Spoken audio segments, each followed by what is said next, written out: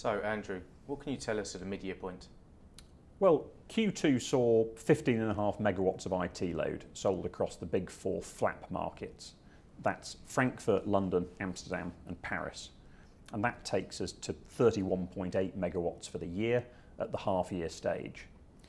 These figures are bang on par with what's become the average for these markets over the last 5 years, which is 15 megawatts a quarter and 60 megawatts in the year. Now, London was the star performer of Q2, where take-up reached 8.9 megawatts in the quarter.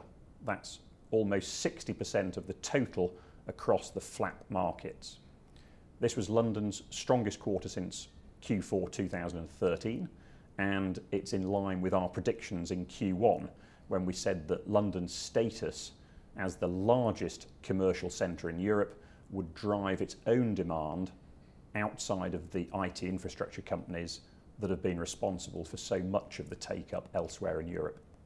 You mentioned the overall picture is fairly balanced at 15 megawatts a quarter. Is the headline always so predictable?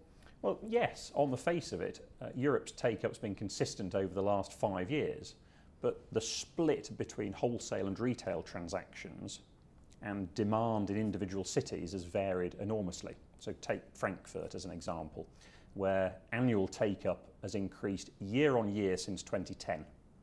Compare that to Paris, where they've had a year-on-year decrease since 2012. We've also discussed the drive in demand from the IT infrastructure and cloud sectors, but Q2 showed us a revival from the more traditional corporates. Now, on top of this, we've also seen an increasing amount of larger scale wholesale transactions that have been completed by the retailers. And I think all of this shows that a well-balanced European market isn't reliant on just one city, one sector, or one type of transaction. Having taken stock of Q1 and Q2, what are your projections for the rest of 2015? Well, my prediction isn't going to be quite as dramatic as you might have hoped for. I think three things.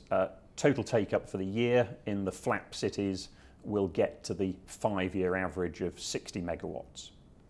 I think secondly, demand in London will increase and London will finish the year above last year's poor total of 18 megawatts and will be back to its 5-year average of around 23 megawatts.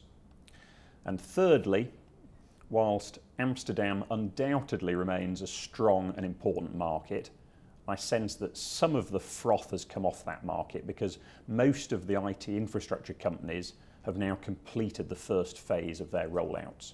60 megawatts is still a lot of new data centre space. Do you have any external evidence to support this?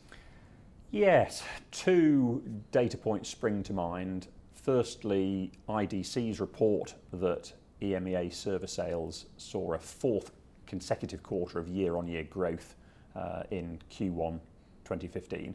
And secondly, SAP's announcement of their triple-digit growth in cloud bookings during Q2. We ended our Q1 video with a word on M&A activity. How has this developed in the sector?